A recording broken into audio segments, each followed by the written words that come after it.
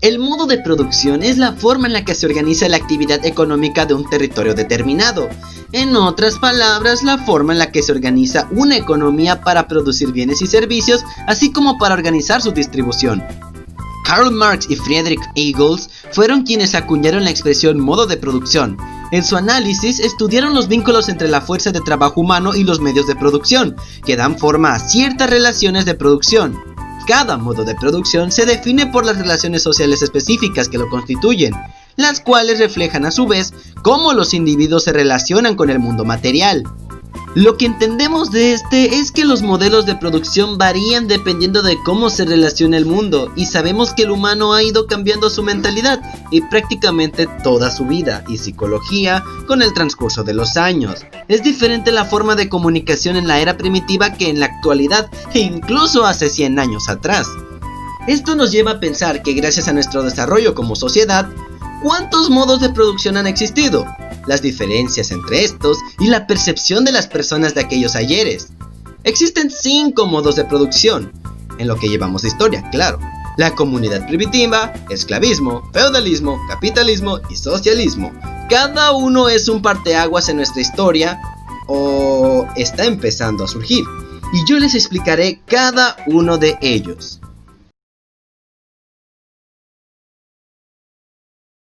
La comunidad primitiva es el estadio más antiguo de la organización socioeconómica, del que se tiene registro en la historia de nuestra especie. Es decir, fue el primer modo de organización de los grupos humanos primitivos.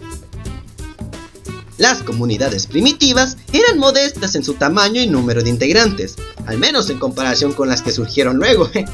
Ejercían algún modo de cooperación simple entre individuos, permitiendo así la subsistencia de la población siempre y cuando no creciera demasiado y sus necesidades superaran la capacidad productiva disponible. Todo era más primitivo, como su nombre lo dice, y hasta cierto punto simple. Sí, la vida salvaje para nada es sencilla. Sin embargo, las personas no buscaban más allá de la supervivencia. No se daban el tiempo de haraganear o acumular cosas. Todo el tiempo trabajaban, y entre más pasaba el tiempo, más cosas aprendían, y entre más conocimientos adquiridos, su estilo de vida empezó a cambiar. La gente de esta era nómada o seminómada. Vivían de la caza, pesca y recolección. Pero con el paso del tiempo, ellos empezaron a criar animales y cultivar alimento. Esos trabajos les quitaban la posibilidad de ser nómadas, pues si descuidaban su trabajo, todo lo que hicieron se descuidaría. No existían las clases sociales, aún no existía una moneda o tan siquiera el trueque.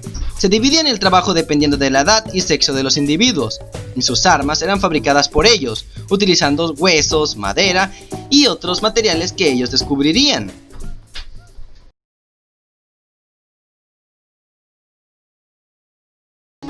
El esclavismo ha existido desde la época de la prehistoria, cuando inició la descomposición de las comunidades primitivas y el hombre comenzó a utilizar a otros individuos con fines comerciales. Al desarrollar la actividad agrícola, el ser humano tuvo que procurar una mayor organización social y laboral, por la cual utilizó a los esclavos con fines comerciales basándose en la idea de la propiedad. Es decir, los esclavos formaban parte de las pertenencias del amo y eran considerados como medios de producción, sin ningún tipo de beneficio, solo debían seguir órdenes y trabajar. Por consecuencia, los esclavos eran personas con derechos nulos y eran obligados a trabajar hasta el día de su muerte. El esclavismo fue creciendo a medida que los pueblos más fuertes y ricos invadían y conquistaban a otros poblados más pequeños y pobres de donde obtenían esclavos. Este modo de producción afortunadamente fue diluyéndose con la caída del Imperio Romano. Las clases poco a poco fueron desapareciendo, dando pie a los feudos, gente que trabajaba y vendía alimento por su propia cuenta. El feudalismo surge con la decadencia del Imperio Romano. Debido a lo inmensamente grande que eran sus territorios, empezó a perder influencia sobre ellos. Esto fue la antesala de lo que sería luego la caída del Imperio Carolingio, para concluir finalmente con la disolución de este. Sin duda, el gran eje de la economía feudal se encontraba en la fe, como principio regulador y cohesivo de la sociedad. Todo el ordenamiento social y moral se explicaba bajo la figura de Dios, ya que el rey no era más que el representante de éste en la tierra. Las clases sociales eran tres: la nobleza, el clero y la población campesina. La nobleza lo constituía el rey, el señor y sus vasallos. Estaba constituida en su mayoría por las personas de origen franco y germánico. El clero, además de las funciones religiosas, tuvo un papel trascendental en la sociedad y la cultura, debido a que sus miembros recibían una instrucción superior que les capacitaba para dirigir la sociedad. Y la población campesina era la base de la pirámide social.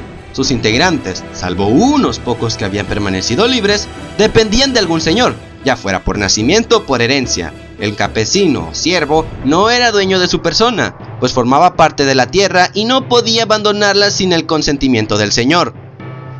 La Revolución Francesa y la Revolución Industrial fueron las principales razones por las cuales este modo de producción se dejó a un lado.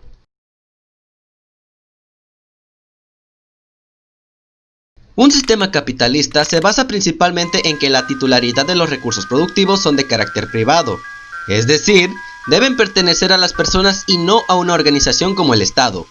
Aunque tanto los mercaderes y el comercio existen desde que surgieron las primeras civilizaciones, el sistema capitalista no apareció hasta el siglo III en Europa. El capitalismo fue el sistema económico que sustituyó al feudalismo en gran parte del mundo. Este surgió para proponer el trabajo a cambio del capital, o sea, sueldo, en vez de por servidumbre o esclavitud. El capitalismo moderno surgió en la segunda mitad del siglo XVIII, época en que apareció la Revolución Industrial y el pensamiento político avanzaba hacia un nuevo esquema en libertades individuales, tanto políticas como económicas. La Revolución Industrial dio un nuevo impulso a la economía, camino a la manifestación de la producción y el consumo. Eso también requería la manifestación de los puestos de trabajo bajo un esquema salarial. Nació así la clase obrera o proletariado. El capitalismo industrial es una fase del capitalismo que se generó en la segunda mitad del siglo XVIII, cuando surgieron importantes cambios políticos y tecnológicos. El capitalismo financiero corresponde a un tipo de economía capitalista en el que la gran industria y el gran comercio son controlados por el poder económico de los bancos comerciales y otras instituciones financieras.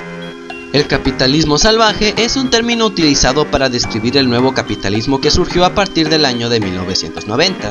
Se refiere a una economía descontrolada y con consecuencias bastante negativas para los países menos desarrollados, ya que conlleva el aumento masivo de la pobreza, crimen y desempleo.